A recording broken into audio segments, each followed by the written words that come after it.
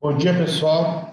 Conforme, então, o nosso combinado, estou disponibilizando hoje o resumo da nossa aula realizada no último dia 7, né? A aula inaugural da disciplina de Urgências e Emergências 1, né? A qual ficou sob minha responsabilidade nesse semestre, ok? Então, meu nome é André Francisco dos Reis. Eu serei o professor de vocês, a disciplina de Urgências 1 e Urgências 2. Tá? Atualmente, eu sou diretor técnico do Hospital da Santa Casa de Poços de Caldas, coordenador médico do CTI, né, da ala D do mesmo hospital. As minhas especialidades, né, a atuante em medicina intensiva adulta, pela Associação de Medicina Intensiva Brasileira e Associação Médica Brasileira. Eu tenho título de habilitação em urgências pela Sociedade Brasileira de Clínica Médica, em conjunto com a Associação Médica Brasileira. Também título de habilitação em toxicologia clínica, que é o cerne da discussão da disciplina de urgências e emergências 1. Também pela Associação de Medicina Intensiva Brasileira e Associação Médica Brasileira. E pós-graduado, lato sensu, em terapia intensiva, pelo Hospital Israelita Albert Einstein. Correto? Bom, gente, qual é o objetivo dessa nossa disciplina? Basicamente, é de fornecer aos alunos os conhecimentos básicos necessários para o manejo clínico das principais toxicíndromes, né? São inúmeras, né, as principais tóxicas: intoxicação medicamentosa, drogas ilícitas, organofosforados, carbamatos, organoclorados, produtos veterinários, domes sanitários, né, metais pesados, gases tóxicos, enfim. É uma coletânea, e coletânea esta extremamente prevalente, tá certo? Dentro do ambiente de urgências e emergências. Teremos também noções fundamentais na interpretação do traçado eletrocardiográfico básico. É muito comum hoje, e até mesmo como experiência profissional, enquanto preceptor de alunos da residência médica em clínica médica e terapia intensiva, tá? Ambas credenciadas pelo MEC, na Santa Casa de Poços de Caldas, eu vejo quanto são reduzidas, né, quantas são as dúvidas dos recém-egressos residentes dessas especialidades no que diz respeito à interpretação de noções básicas de um traçado eletrocardiográfico, talvez fruto de uma deficiência durante a graduação. Daí a necessidade que eu coloco, né, para os alunos do conhecimento destes pontos aí fundamentais, tá? E, além disso, nós vamos ter aí noções robustas no atendimento básico de vida, principalmente relacionado ao BLS. Como bibliografia para as toxicíndromes, eu sugiro para vocês, está disponível na internet, o Manual de Toxicologia Clínica, né, orientações para assistência e vigilância das intoxicações agudas, tá bom? Ele foi editado pela Secretaria Municipal de Saúde em 2017. É um livro aí de 465 páginas, muito completo, e que vai servir aí de pedra angular, de base para a utilização de vocês em caso de dúvidas no que diz respeito às toxicíndromes.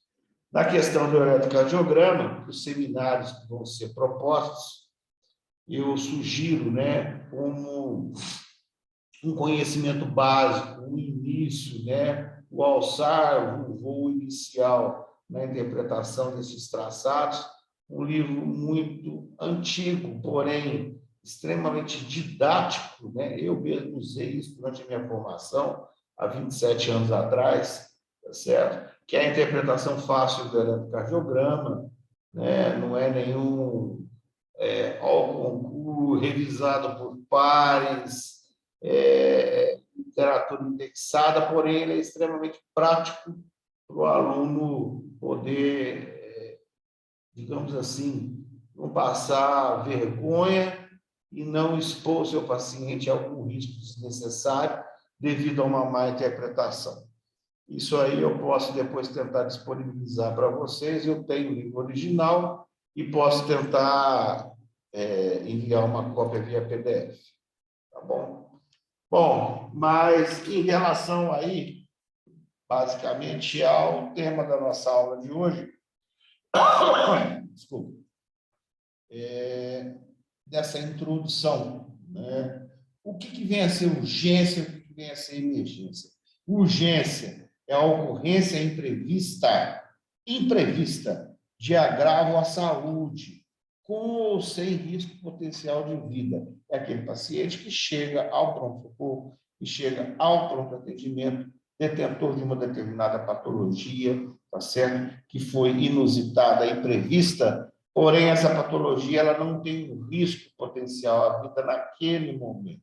Porém, o paciente precisa de uma assistência médica imediata.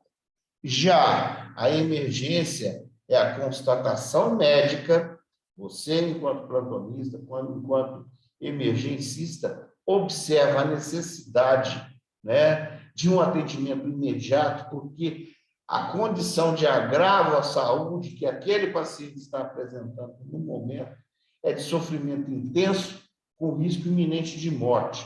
Portanto, você tem que atuar de uma maneira incisiva. Então, que fique bem claro essa diferença entre urgência e emergência, que é, hoje em dia, o que vai balizar, né, o que baliza as prioridades de atendimento nos prontos-socorros, nas unidades de emergência, né, nos pronto-atendimentos. Para isso, existe, né, uma série de classificações de risco, uma série de protocolos que nós utilizamos, dentre os quais eu gostaria aqui de salientar, e normalmente feito por uma enfermeira triagista, tá certo? Que é o protocolo da classificação de risco de Manchester. Você vai avaliar, através de determinadas perguntas, questionamento, pelo próprio feeling daquela pessoa que está fazendo a triagem, do enquadramento desse paciente no quadro de urgência ou de emergência, e também o enquadramento desse paciente em termos de prioridade de atendimento. Nós temos aí, nós trabalhamos com cores, vermelho, laranja, verde e azul, aonde o vermelho é o atendimento imediato, devido ao risco iminente de morte, que caracteriza realmente a emergência, por exemplo, a parada cardiorrespiratória.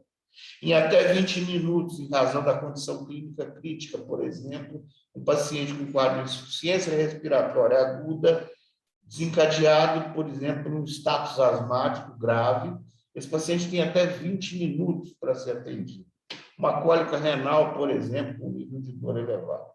Já o verde seria a urgência relativa com baixo risco para complicações, por exemplo, uma contusão ortopédica.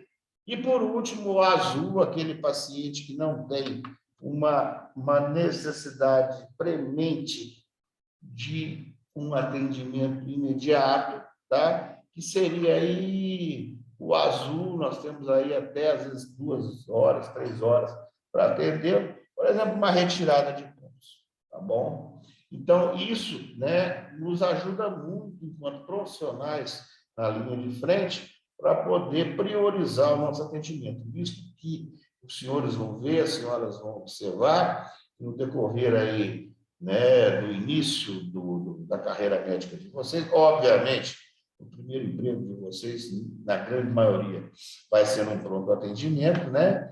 Vocês vão ver que isso aí otimiza muito o tempo e evita que a gente deixe passar, por vezes, algum atendimento ali emergencial.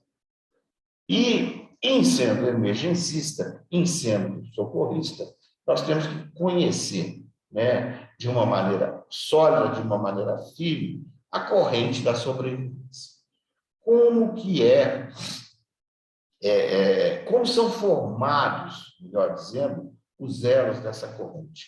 Os elos dessa corrente eles são formados através da identificação do quadro de emergência e de urgência, através de um acesso rápido à informação e ao pedido de ajuda, o início eficaz, o início pontual, né? Uma vez identificado que aquela vítima é uma vítima de parada cardiorrespiratória, em que as compressões, em que a via aérea, elas sejam estabelecidas de maneira eficaz, tá? Na eventualidade de ausência de pulso, né? Estando esse paciente, e saliento aqui agora, reporte, são dois os ambientes, né? Para a utilização dessa corrente de sobrevivência. O ambiente externo da rua e o ambiente interno do hospital. No ambiente externo, normalmente, o socorrista dispõe de um desfibrilador externo automático que vai automaticamente identificar os ritmos chocáveis, que são os dois principais que nós vamos estudar aí, fibrilação ventricular, taquicardia ventricular sem pulso, tá? E ele mesmo vai aplicar os choques, ou aquele paciente que se encontra dentro do hospital internado em uma unidade não emergencial, por exemplo, numa enfermaria, que é vítima subitamente aí de uma parada cardiorrespiratória identificada, aonde ele prontamente é monitorizado, observa-se a ausência de traçado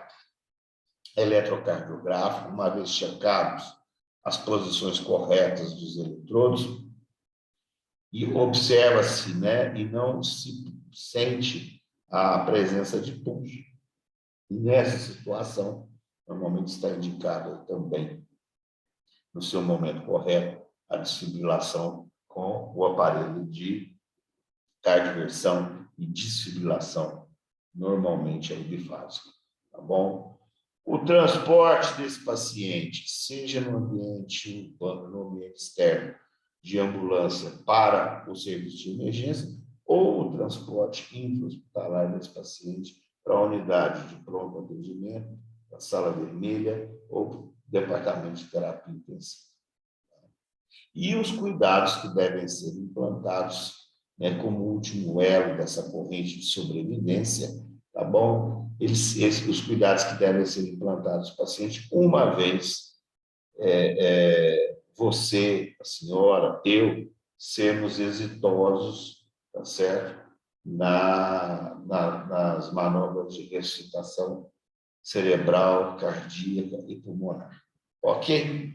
Bom, o que a gente, né, deve salientar especificamente no que diz respeito ao segundo elo, né? Que é o início das compressões, o início da ressuscitação externa.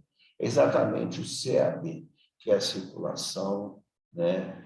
Que é a obtenção, as manobras de obtenção de uma via aérea adequada, que são os movimentos respiratórios adequados. Tá? A gente tem que realmente ter, né, a técnica correta, de forma que o CAB, que as compressões, a via aérea, elas sejam eficazes naquilo que nós estamos tentando oferecer. Isso através das penúltimas diretrizes, né, da American Heart.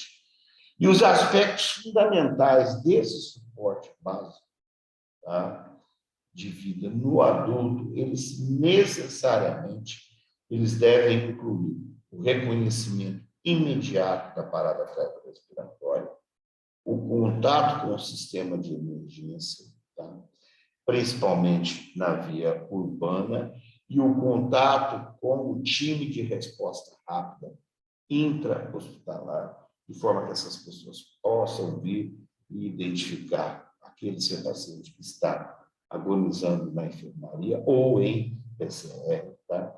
Iniciar uma ressuscitação cardiopulmonar de alta qualidade, como eu vou explicar para vocês nos próximos slides, e usar o desfibrilador externo automático assim que disponível, ok?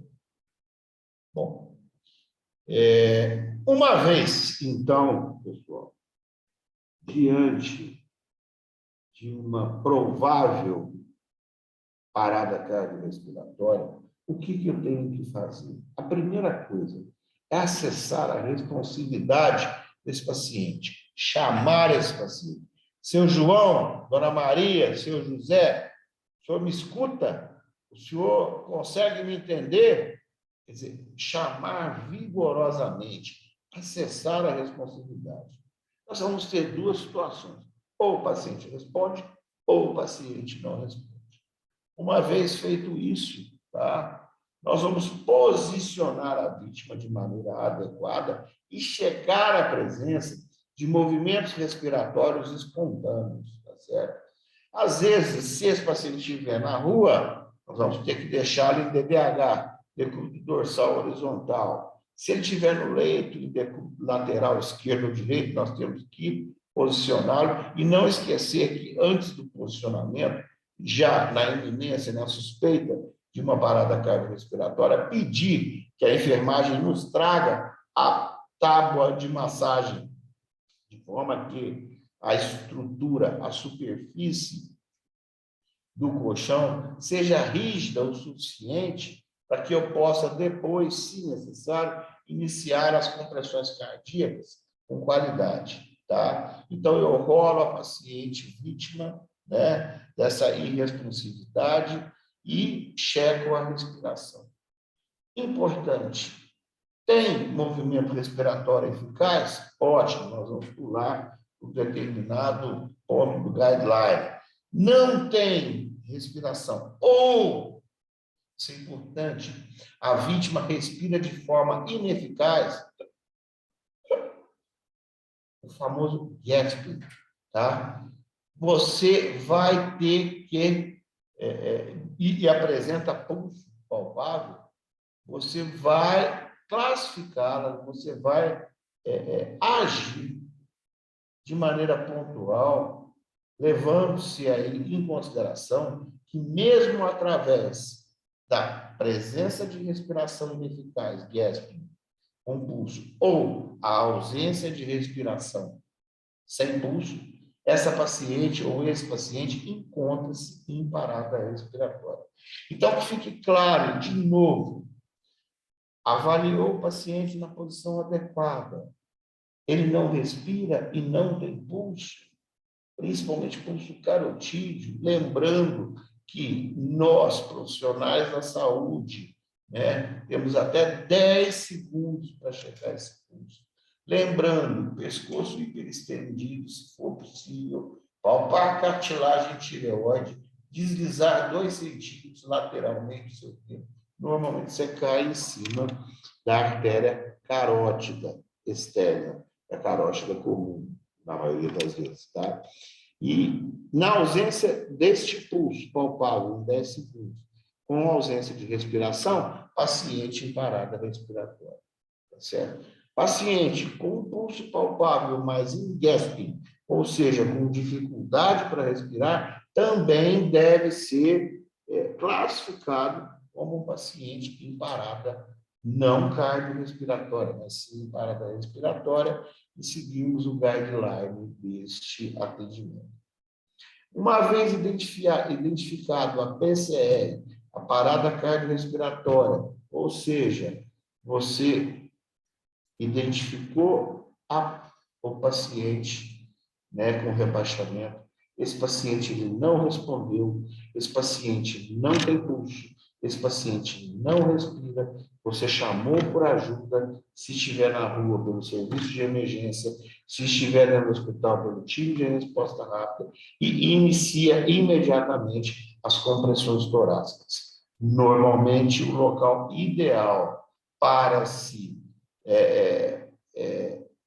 fazer, né, para se realizar essas compressões torácicas de maneira eficaz, basicamente o que está disposto aqui, nessas duas figuras. Você localiza o bordo do último arco costal, desliza o seu dedo em direção ao osso esternal, tá certo? Na junção entre o ângulo de Louis e o apêndice xifoide, você comprime as suas mãos de maneira em que ambas fiquem sobrepostas, utilizando-se a região hipotenar dessa mão. Você vai estender os braços em um ângulo de 90 graus, como a gente vê aí nessa foto, comprimir na frequência de 100 a 120 compressões por minuto, tá? Onde essas compressões elas devem possuir no mínimo e no máximo 5 a 6 centímetros de profundidade, permitindo o retorno completo do tórax após cada compressão, né? Isso aí, de uma maneira geral, nós pressupomos que nós vamos entregar, nós vamos imprimir um determinado débito cardíaco para esse paciente, de forma que os órgãos-alvos recebam uma quantidade mínima suficiente de suprimento sanguíneo. De forma que o socorrista não canse, de forma que o socorrista continue sempre imprimindo de maneira eficaz as compressões torácicas, é obrigatório, salvo exceções, por impossibilidade ou ausência de um segundo socorrista, mas é necessário que haja a troca desses socorristas a cada 2 minutos. E a troca desses socorristas a cada 2 minutos é exatamente o momento em que se checa novamente o pulso deste paciente. Tá? Concomitante, porque a corrente, né? O CAB, né? Concomitante aí às compressões torácicas efetivas, conforme foi orientado no slide anterior, nós temos que fazer a manobra da inclinação da cabeça e elevação do queixo, certo? Para que eu faço isso? Exatamente para mim poder tentar alinhar os eixos oral, faríngeo e laríngeo, de forma que eu crie um corredor, que eu crie um espaço virtual de uma coluna, aonde as ventilações que eu vou entregar através do sistema bolsa-válvula-máscara seja adequado. Existem algumas situações aonde, por questões anatômicas, principalmente por obesidade, pescoço curto, tá? Macroglossia, é necessário, de forma que eu evite a quebra da base da língua e, consequentemente, obstrua essa ventilação, é necessário que eu utilize uma cânula de Quetel. Vocês vão aprender aí na disciplina de habilidades, tá certo? A maneira de se pontuar, escolher e introduzir essa cânula, de forma que eu facilite que esse eixo aqui embaixo, onde eu estou passando a ponteira, fique basicamente aí desobstruído. E eu consiga entregar a quantidade de volume mínimo suficiente para esse paciente diário. Lembrando que a manobra de inclinação da cabeça e elevação do queixo, principalmente a inclinação da cabeça, nós devemos nos certificar que não existe a possibilidade de uma lesão, de um trauma cervical. Porque se eu fizer isso na vigência de um trauma, eu posso piorar a situação do paciente, às vezes mover um fragmento ósseo para dentro do canal medular, ou eu posso, às vezes, estirar, esgarçar as fibras de determinada porção desse segmento medular e, de repente, piorar a situação neurosensitiva motora deste paciente. Tá?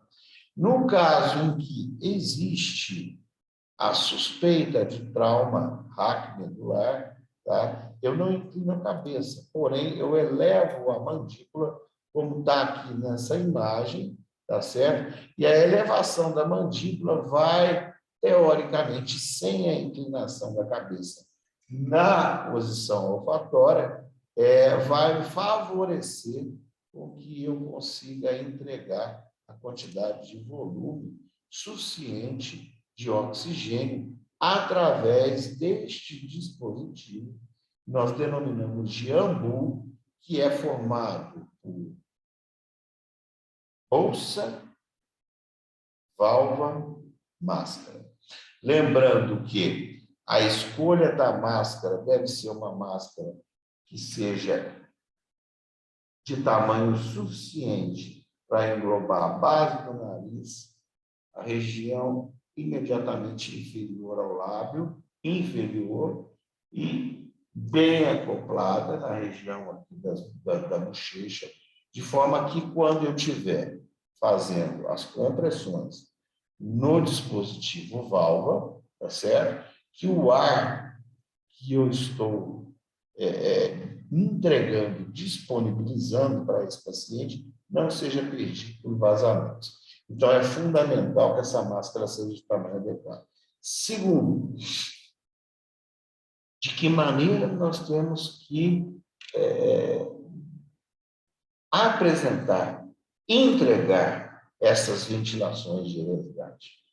O paciente já está sob compressão eficaz, conforme a orientação que eu dei para vocês, porém, essas compressões devem ser intercaladas a cada ciclo de 30 compressões.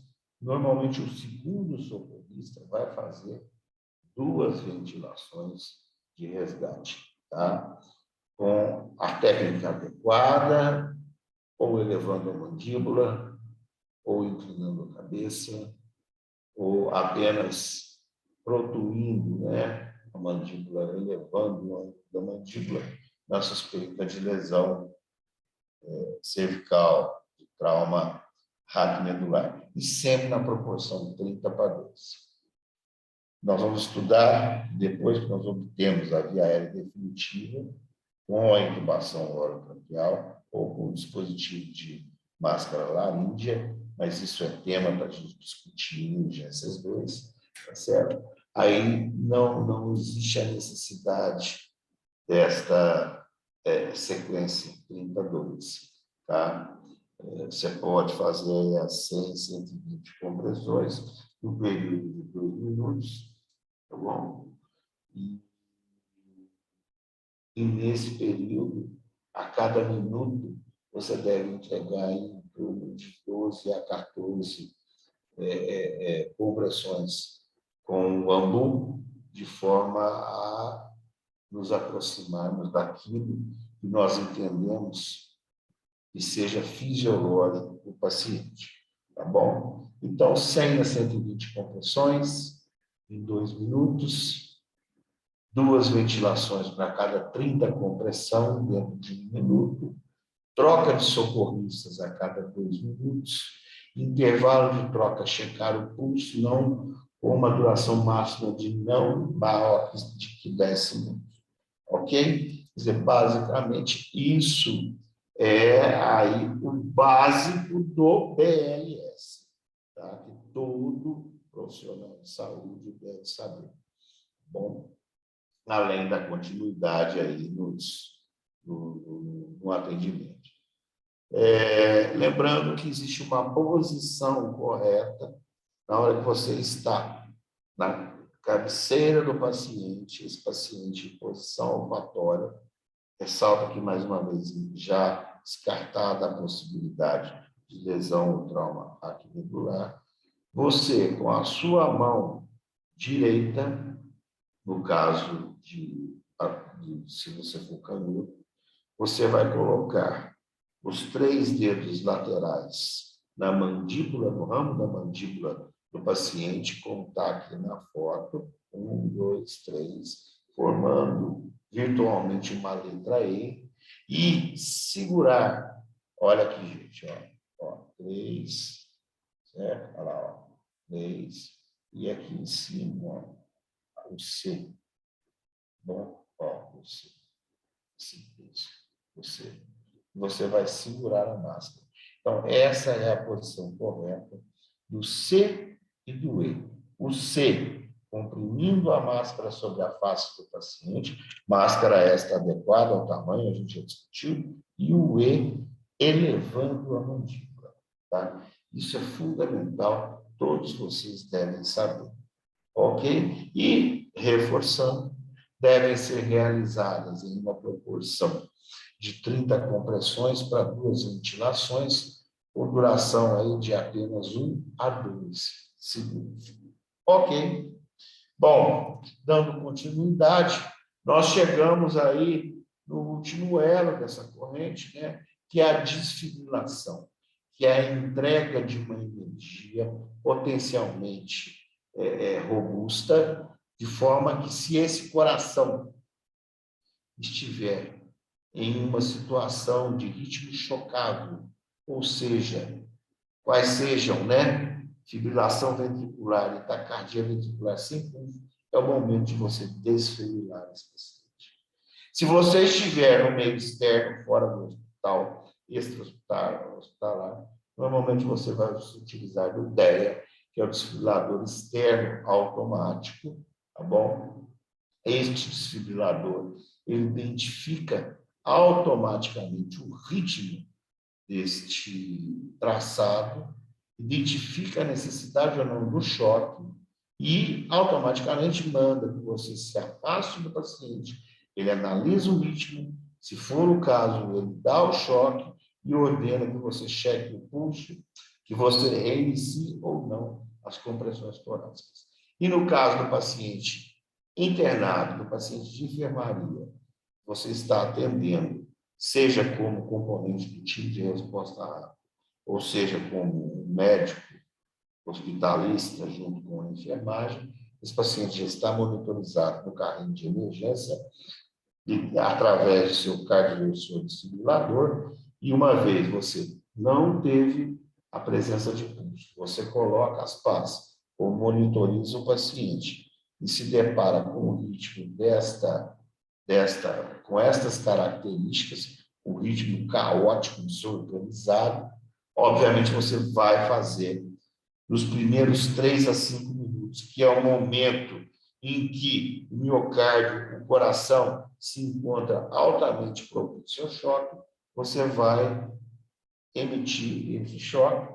No caso de um desfibrilador monofase, né, 360 joules. No caso de um desfibrilador bifásico, 200 joules, e vai seguir a sequência.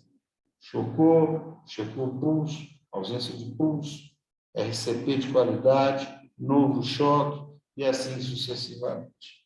Ok? Bom, isso, né, era o que eu tinha para falar para vocês em relação ao atendimento, né, ao suporte básico de vida, a diferenciação entre urgência e emergência, né, a nossa postura enquanto médicos emergencistas em relação ao primeiro episódio de TCR, né, e a instituição de um BLS de qualidade. Na próxima aula, eu começo a falar sobre a identificação inicial aí das intoxicações agudas, tá bom? E após esse slide, eu fico à disposição, após essa apresentação, eu fico à disposição aí para eventualmente alguma dúvida que possa surgir. Um bom dia a todos e até a próxima aula nossa, onde nós vamos falar sobre o atendimento inicial nas intoxicações agudas. Obrigado.